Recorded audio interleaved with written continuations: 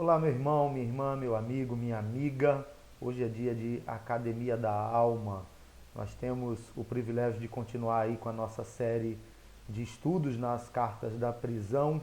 E hoje o nosso convidado é o reverendo Rafael Farves, que falará um pouco para nós sobre a carta de Paulo aos Colossenses.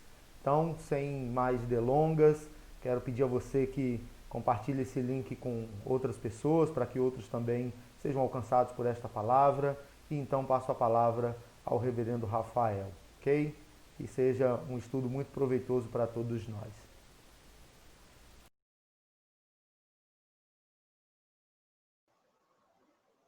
Olá, queridos, boa noite. Que alegria ter a oportunidade de, mais uma vez, estar com vocês, ainda que virtualmente. Tenho um grande carinho no meu coração pela igreja de Tomás Coelho, igreja. Eu tive a oportunidade de ser pastor auxiliar durante alguns anos, igreja que é a igreja mãe da igreja de Cascadura, igreja que eu pastorei, que eu plantei, e atender o convite do Roberto, do Fábio, trouxe alegria ao meu coração. Bom a gente poder partilhar a palavra de Deus, daquilo que Deus tem para as nossas vidas. Eu quero convidar você a fechar seus olhos e a gente vai ter um instante de oração. Feche seus olhos, aproveite esse instante para falar com o Senhor, colocar sua vida diante de Deus. Vamos orar? Deus bondoso, nós louvamos o teu nome pela tua grandeza, pelo teu poder. Nós louvamos o teu nome, Pai, pois só tu és santo, só tu és digno de receber toda a honra, toda a glória e todo o louvor. Nesse instante, Pai, onde nos reunimos como tua igreja, virtualmente, para refletir na tua escritura, para ouvir a tua voz, para sermos encorajados, desafiados, fortalecidos pela tua palavra. Nós queremos, Pai, reconhecer a nossa completa dependência, Pai, da ação do teu Santo Espírito nas nossas vidas. Nós pedimos, Pai, que o teu Espírito Santo ilumine os nossos corações, as nossas mentes, de maneira que a gente consiga ouvir a tua voz de forma muito clara, Pai. Ouvir de maneira muito clara aquilo que o Senhor tem para cada um de nós nessa noite, em nome de Jesus. Amém, Senhor. Amém. Coube a mim aí partilhar com vocês sobre a carta de Paulo aos Colossenses, epístola de Paulo aos Colossenses, né, uma das cartas, epístolas da prisão. Por volta do ano 60, em Roma, Paulo escreveu a carta aos Colossenses. Embora pareça até estranho, uma curiosidade interessante para a gente é saber que o apóstolo não conhecia os irmãos da igreja de Colossos, mas ainda assim, quando a gente lê a carta, e eu quero encorajar desde já você, ao longo dessa semana, talvez depois que você encerrar esse tempo de Academia da Alma, você pegar sua Bíblia e fazer a leitura completa da carta aos Colossenses, você vai perceber que, mesmo não conhecendo os irmãos da igreja de Colossos, a gente percebe que Paulo tinha um grande carinho por eles. Tinha também uma grande preocupação com eles e constantemente estava orando, estava intercedendo pela vida daquela igreja. Muito provavelmente, a igreja de Colossos foi plantada por Epáfras, um colossense convertido ao cristianismo, que se tornou cooperador de Paulo e se empenhou fortemente na pregação do evangelho e na plantação de igrejas, não apenas em Colossos, mas também em Laodiceia e Hierápolis. O capítulo 4, versículos 12 e 13, nos diz isso, né? Saúda-vos Epáfras, que é dentre vós, servo de Cristo Jesus, o qual se esforça sobremaneira continuamente por vós nas orações, para que vos conserveis perfeitos e plenamente convictos em toda a vontade de Deus. E dele dou testemunho de que muito se preocupa por vós, pelos Laodiceia e pelos de Hierápolis. Então, muito provavelmente, Epáfras foi o plantador da igreja em Colossos e também da igreja de Laodiceia, da igreja em Hierápolis, né? Ele era alguém que tinha sido alcançado pelo evangelho e alguém que se empenhou fortemente com a pregação do evangelho. Ele estava altamente comprometido com o avanço do reino de Deus naquela localidade. Como a gente já viu, Paulo estava preso em Roma E o texto começa dizendo para a gente, de certa forma, que Paulo recebeu a visita de Epáfras. Colossenses capítulo 1, versículo 8, a gente lê o seguinte, versículos 7 e 8, né? Segundo fostes instruídos por Epáfras, nosso amado conservo, e quanto a vós outros, fiel ministro de Cristo, o qual também nos relatou do vosso amor no Espírito. Então, Paulo estava preso em Roma e Epáfras foi visitá-lo e trouxe notícias sobre o desenvolvimento da igreja em Colossos, sobre o avanço do evangelho naquela localidade, mas não apenas isso, não apenas as notícias sobre o avanço do evangelho, mas também Epáfras tratou de informar Paulo sobre o surgimento de falsas doutrinas que estavam ameaçando a saúde espiritual daquela comunidade de fé. Então, isso é algo muito presente na realidade das igrejas do tempo bíblico, né? A igreja era plantada e a igreja tinha que lidar com circunstâncias, com falsas doutrinas, com influências das mais diversas. E aí Paulo faz o quê? Paulo escreve aos Colossenses exatamente para corrigir esses desvios doutrinários. Mas não apenas isso, ele também escreve uma carta com um tom de encorajamento, encorajando a comunidade de fé, né? Falando que eles deveriam permanecer fiéis ao evangelho que eles receberam. Para a gente entender melhor o que estava em jogo, né, a gente precisa se lembrar que a igreja de Colossos estava inserida num contexto marcado por uma forte influência da filosofia grega e do tradicionalismo judaico. Então, as falsas doutrinas que Paulo precisou refutar, né, que Paulo está discutindo aqui, elas surgem como uma espécie de mistura, se assim a gente pode dizer, de elementos tanto judaicos como do gnosticismo. Por exemplo, a reverência a anjos, o desprezo pelo corpo, a gente vai ver isso um pouquinho mais à frente. São essas as questões que o apóstolo Paulo tinha em mente quando ele escreveu aos Colossenses. E aí, quando a gente sabe disso, fica mais fácil a gente entender o porquê que já no início da carta, lá nos versículos de 13 a 23, Paulo fala sobre a excelência da pessoa e da obra de Cristo. Ele vai exaltar a excelência, a grandeza, o poder de Cristo. Cristo está acima de todas as coisas. Ele criou todas as coisas nos céus e na terra, tanto as coisas visíveis como as invisíveis. Tudo foi criado por ele e para ele. Ele tem supremacia sobre tudo. Apenas a ele toda a honra, toda a glória. É exatamente porque, como nós vamos ver na frente, existia em Colossos alguns que estavam estimulando e trabalhando a ideia de culto e de adoração aos anjos. Então, Paulo começa exatamente falando sobre a necessidade, sobre a realidade da adoração e da exaltação apenas a Cristo e colocando e destacando a supremacia de Cristo acima de todas as coisas. Apenas ele é digno de toda honra, de toda glória e de todo louvor.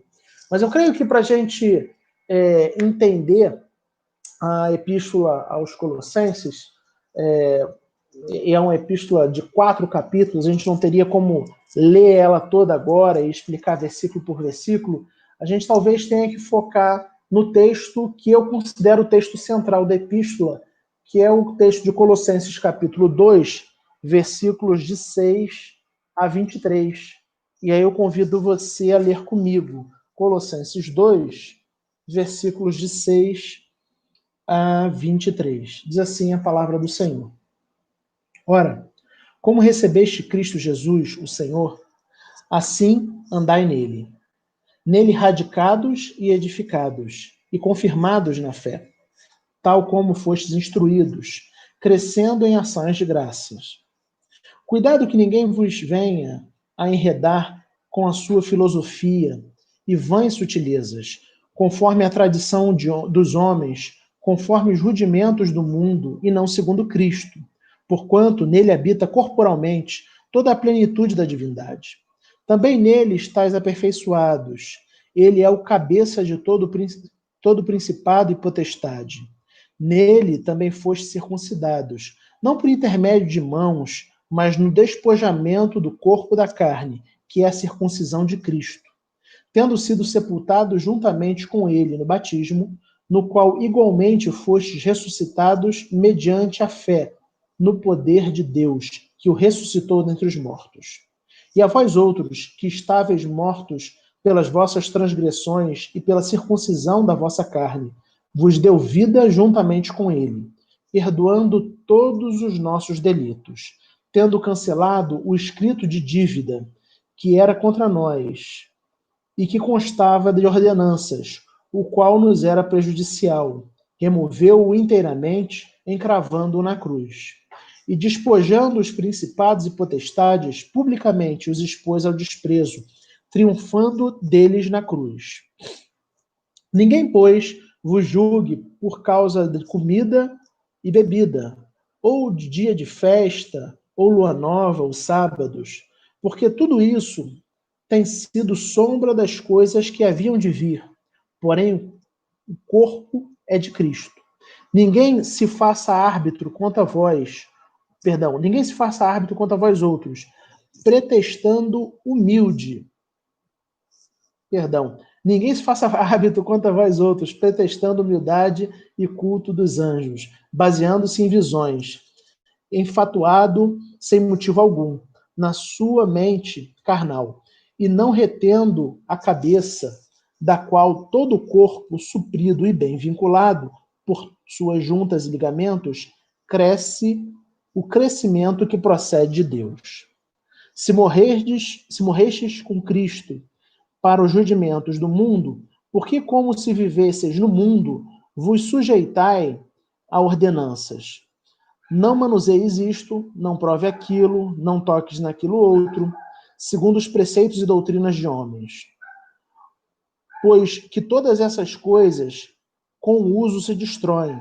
Tais coisas, com efeito, têm aparência de sabedoria, como culto de si mesmo, e de falsa humildade, e de rigor ascético. Todavia, não tem valor algum contra a sensualidade. Amém. Que Deus mesmo nos abençoe na leitura, na exposição da sua palavra. Então, Paulo começa dizendo aos Colossenses: Colossenses, da mesma forma como vocês receberam a Cristo, agora vocês devem continuar vivendo nele.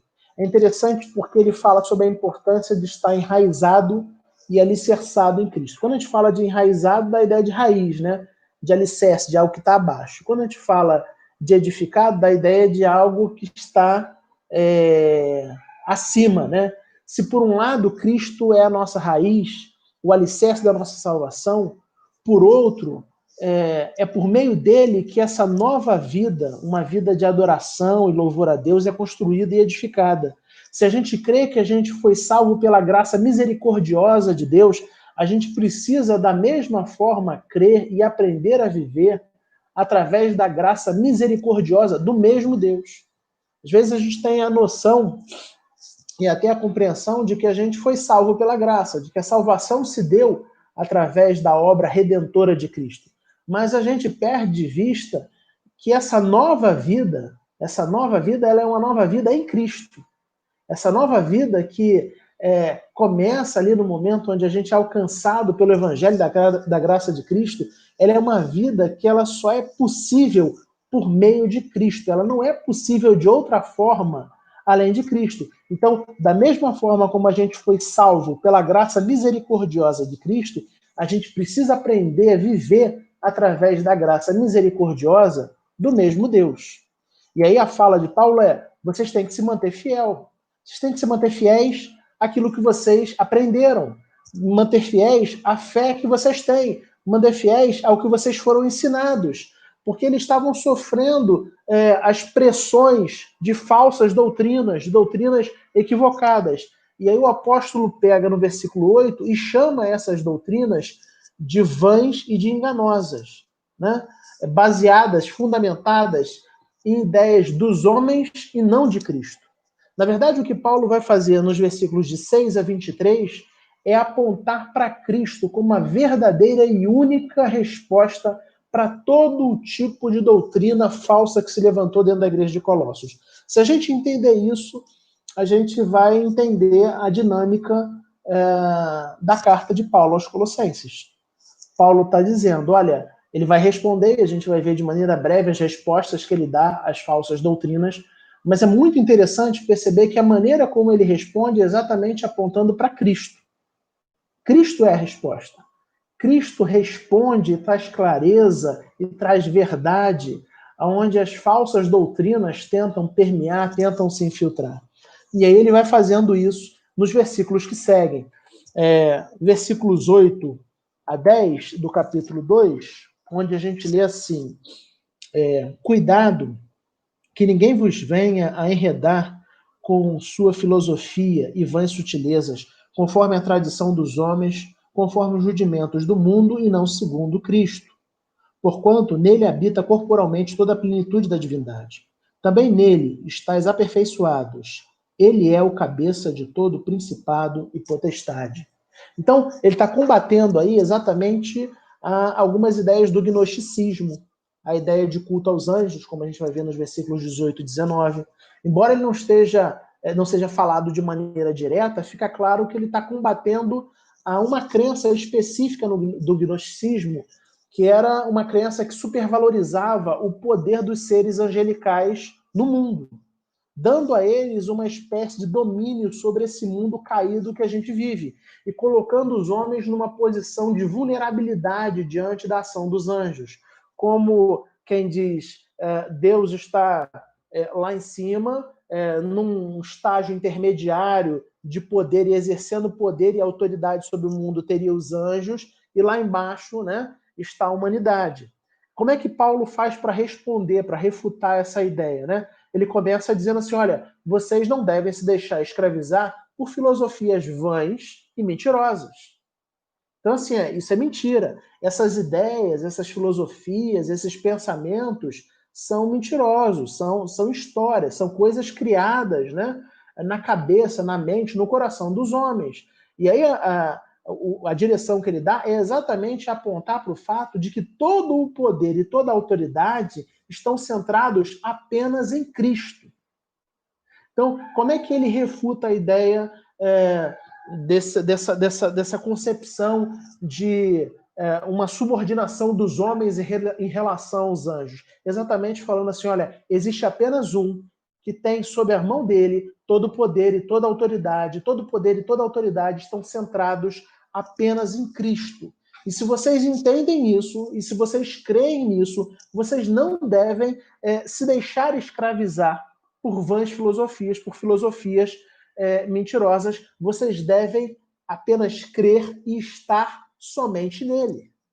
Mais à frente, nos versículos 18 e 19, como eu tinha dito, vamos dar uma olhada aí.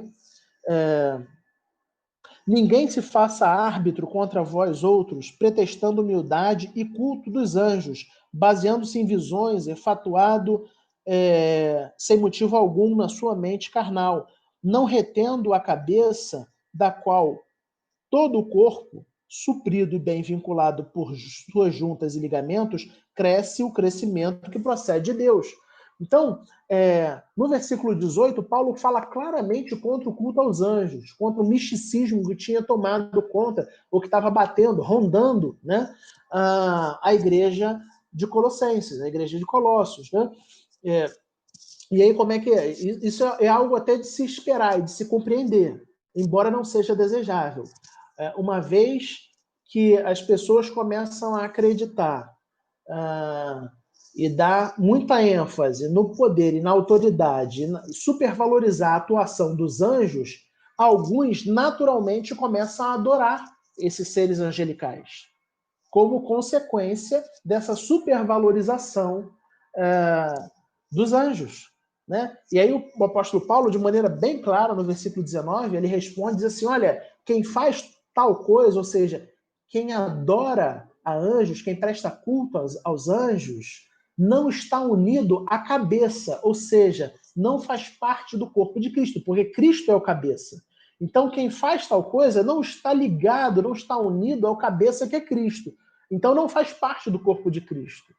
Então, ele está dizendo assim, olha, entendam uma coisa, os discípulos de Cristo, aqueles que são parte do corpo de Cristo, o povo de Deus, não deve adorar, prestar culto a anjos ou coisas criadas, mas deve estar adorando e prestando culto apenas a Deus e apenas a Cristo, né? A Deus em Cristo, porque ele tem todo o poder e toda a autoridade, e somente ele. Então, a primeira doutrina equivocada, falsa doutrina errada que Paulo combate é exatamente essa. Em seguida, ele vai combater uma doutrina que eu creio que seja até bem mais conhecida pela gente, que é a doutrina do legalismo judaico, né? Versículos 16 e 17, a gente lê assim: ninguém julga por causa de comida e bebida, ou dia de festa, ou lua nova, ou sábados, porque tudo isso tem sido sombra das coisas que haviam de vir. Porém, o corpo é Cristo. Ninguém se faça árbitro. Até aí, né? Versículo 16 e 17. Então, na verdade, todas ou quase todas as igrejas do Novo Testamento, quando a gente lê as cartas de Paulo, a gente percebe isso de maneira muito clara. Todas ou quase todas as igrejas do Novo Testamento, elas sofrem com a pressão dos judaizantes, que, na verdade, eles queriam desejavam submeter os cristãos de origem não judaica, né, os cristãos gentios, a um conjunto de 3 práticas do judaísmo, né? As leis alimentares, o calendário religioso e a circuncisão. O que o apóstolo Paulo faz é responder isso de antemão nos versículos de 11 a 15. Na verdade, ele começa pela resposta. Eu que quis enfatizar a questão que estava em jogo, né? Essa questão do legalismo. Notem como é que ele já vem respondendo desde o versículo 11 essa questão do legalismo judaico. Nele, ele está falando de Cristo, também fostes circuncidados, não por intermédio de mãos, mas no despojamento do corpo da carne, que é a circuncisão de Cristo, tendo sido sepultados juntamente com ele no batismo, no qual igualmente fostes ressuscitados mediante a fé no poder de Deus, que o ressuscitou dentre os mortos. E a vós outros, que estáveis mortos pelas vossas transgressões e pela incircuncisão da vossa carne, vos deu vida juntamente com ele, perdoando todos os nossos delitos, tendo cancelado o escrito de dívida que era contra nós e que constava de ordenanças, o qual nos era prejudicial, removeu-o inteiramente, encravando-o na cruz, e despojando os principados e as potestades, publicamente os expôs ao desprezo, triunfando deles na cruz. Então, o que Paulo está falando aqui, né, o segundo, ou a segunda doutrina falsa que estava permeando e estava ameaçando a igreja de Colossos, era exatamente esse legalismo judaico manifestado nessas três práticas que normalmente os judaizantes tentavam impor aos cristãos que não tinham origem judaica, né? Leis alimentares, calendário religioso, circuncisão. A resposta dada por Paulo é exatamente começar dizendo assim, olha, vocês receberam a verdadeira circuncisão, uma circuncisão por meio da fé em Jesus. Não se trata de uma circuncisão física, né? Mas de uma circuncisão do coração, que é a remoção da culpa e do poder do pecado feita pelo Espírito Santo, né? Ele, inclusive, ele afirma, e a gente acabou de ler isso, que o batismo é o sinal dessa circuncisão feita no coração, né? Então ele está falando assim, olha, alguns talvez estejam dizendo que vocês têm que se circuncidar para poder seguir a Cristo, mas vocês já fizeram a circuncisão do coração. Na verdade, Cristo circuncidou o coração de vocês, né? E ele fez isso quando ele removeu a culpa e tirou o poder do pecado sobre a vida de vocês. Nós estávamos mortos nos nossos delitos e pecados e nós recebemos uma nova vida em Cristo. O Evangelho nos diz que Deus enviou o seu Filho unigênito ao mundo e Jesus assumiu o castigo pelos nossos pecados, morrendo na cruz do Calvário. De maneira que a escrita de dívida que existia contra nós, ela foi removida na cruz por Cristo. Cristo removeu ali, ele pagou o preço. A nossa dívida foi paga, e o versículo 14 deixa isso muito claro, tendo cancelado a escrita de dívida que era contra nós e que constava de ordenanças, o qual nos era prejudicial, removeu inteiramente, encravando-o na cruz. Então ele está dizendo, olha, não faz sentido vocês se submeterem ao legalismo judaico, porque Cristo já cumpriu a lei. E vocês foram circuncidados, não fisicamente, mas foram circuncidados no coração. E essas restrições alimentares e o seguir de determinado calendário religioso, essas coisas todas eram apenas sombra daquilo que iria vir e que foi cumprido em Cristo. Então, Cristo cumpriu todas essas ordenanças de maneira que nós não somos mais justificados, ninguém é justificado diante de Deus pelo cumprimento da lei e dessas ordenanças. E a gente chega na terceira parte, né, do texto que nós lemos, que são os versículos de 20 a 23, onde... vamos ler. Mas o texto vai falar basicamente do ascetismo, da doutrina do ascetismo. Versículos de 20 a 23.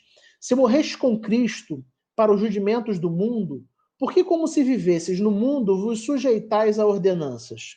Não manuseeis isto, não proves aquilo, não toques aquilo outro, segundo os preceitos e doutrinas dos homens. Pois que todas essas coisas, com o uso, se destroem. Tais coisas, com efeito, têm aparência de sabedoria, como culto de si mesmo e de falsa humildade e de rigor ascético. Todavia, não tem valor algum contra a sensualidade. Então, o que era o ascetismo? Era a crença de que era necessário se abster de determinados alimentos, de determinados prazeres, e até mesmo e alimentos e prazeres que não eram proibidos, né? E até mesmo, em alguns casos, praticar autoflagelação para se tornar uma pessoa espiritualmente superior.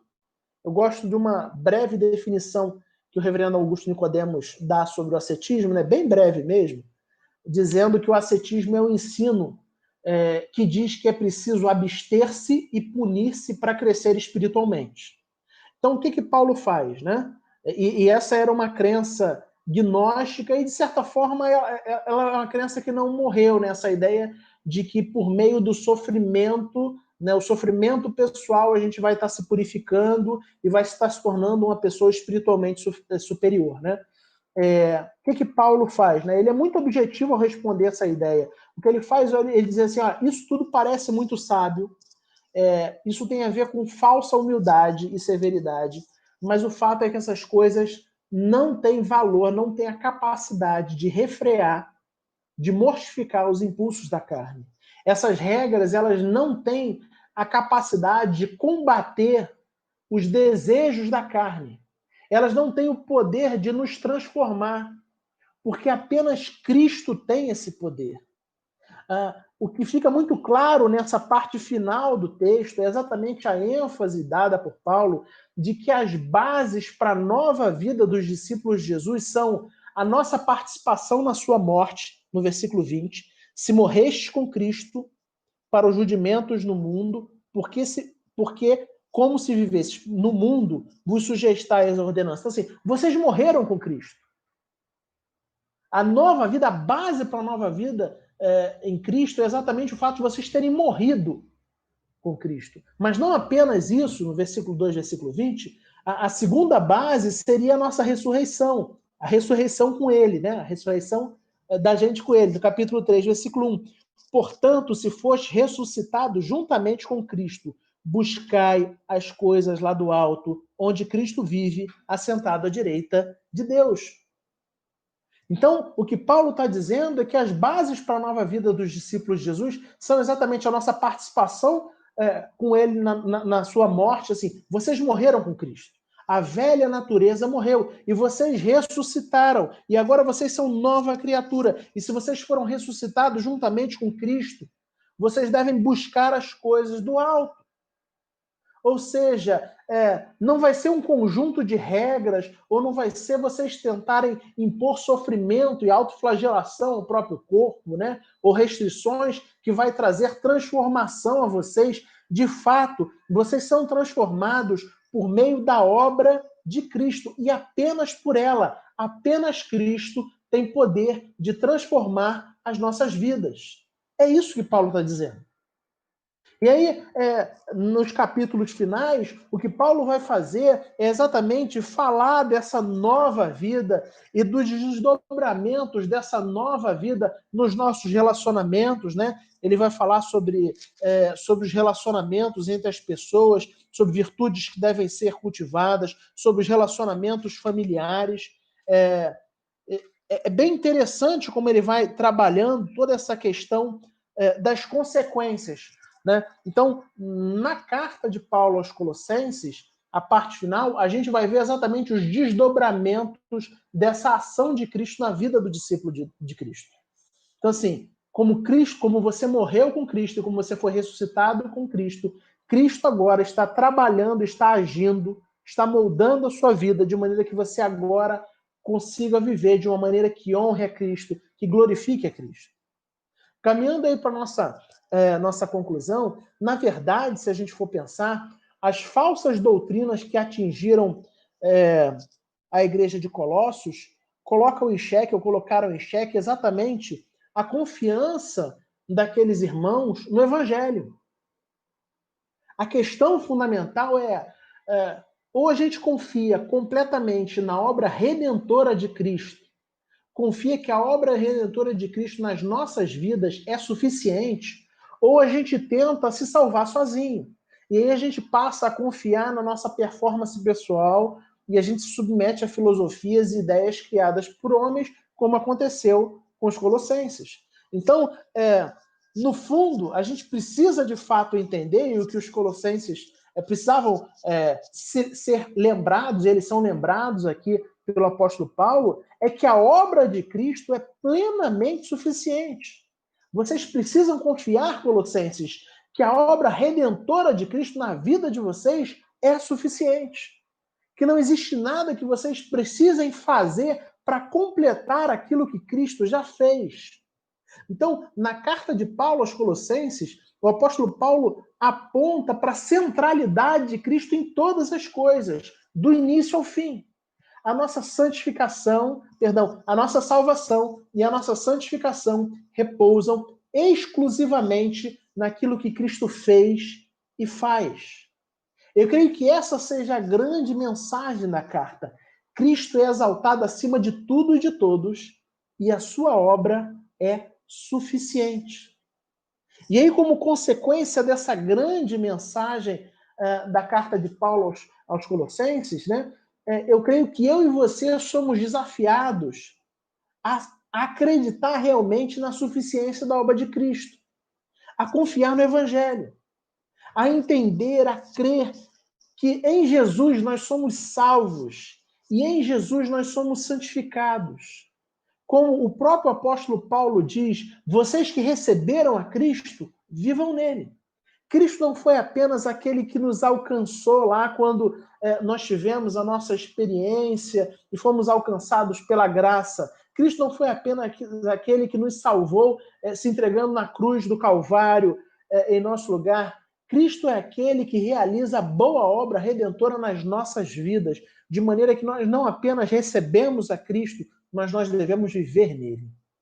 Num tempo onde constantemente a gente se pega tentado a tentar descansar o nosso coração no nosso esforço pessoal, na nossa dedicação pessoal, na nossa capacidade de cumprir a lei de Deus e cumprir a vontade do Evangelho, na nossa performance, onde a gente acha que Deus nos trata e que Deus nos ama de acordo com aquilo que a gente faz, nós somos lembrados que a obra de Cristo é absolutamente suficiente. Nós somos lembrados que é tudo sobre o que Jesus fez, que nós somos salvos e somos santificados por meio da obra redentora de Cristo Jesus. A Deus toda a honra e toda a glória. É tudo sobre Ele. É tudo sobre Ele. Então eu e você somos desafiados a confiar em Cristo, a confiar no Evangelho e a descansar no Evangelho.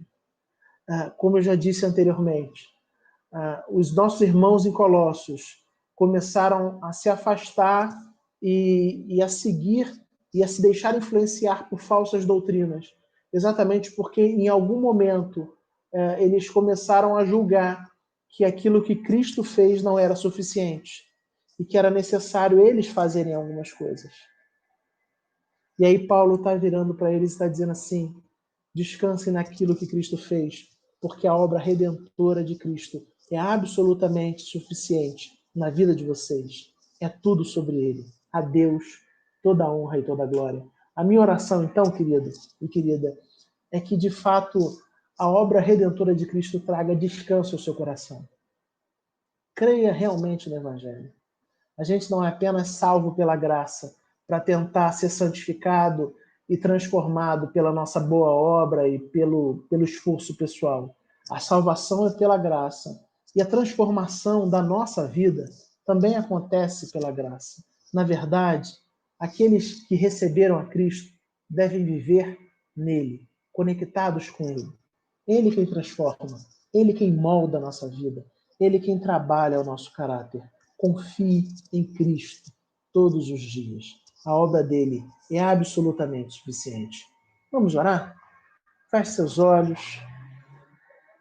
Antes de orar, eu queria indicar 2 livros para vocês, você que gostou dessa breve exposição da carta de Paulo aos Colossenses, né, uma brevíssima exposição. Eu quero indicar, eu li alguns livros, né, estudei alguns livros para poder partilhar com vocês, mas 2 livros em especial chamaram muito a minha atenção, acho muito práticos para que você possa estudar um pouco mais. Um livro é esse aqui, do reverendo Augusto Nicodemos, A Supremacia e a Suficiência de Cristo, a mensagem de Colossenses para a igreja de hoje.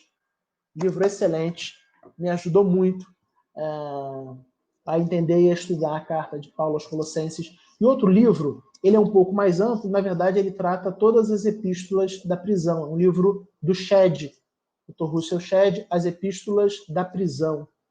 Eu acho que é da editora Vida. Eu não tenho ele aqui, eu só tenho ele em PDF. Vale a leitura, excelente livro também. Que Deus abençoe. Vamos orar? Pai amoroso, nós louvamos o teu nome, tu és um Deus bondoso, e os nossos corações ficam absolutamente encantados, Pai, maravilhados, quando contemplam a tua grandeza, o teu poder e a tua santidade. E todas as vezes, Senhor, onde nós somos lembrados sobre a obra de Cristo e sobre o poder da obra redentora de Cristo nas nossas vidas, os nossos corações se enchem de alegria. Porque, de fato, Pai, nós percebemos que, se não fosse a tua graça misericordiosa, todos nós, sem exceção, estaríamos condenados. Nós somos homens falhos e limitados, completamente dependentes, Pai, da tua bondade misericordiosa. E por isso, Pai, nós te louvamos, te exaltamos pela tua graça e pelo teu amor, Pai. E te pedimos, Senhor Deus, ensina-nos a confiar na suficiência da obra redentora de Cristo. Que a gente entenda que aquilo que Cristo fez é absolutamente suficiente.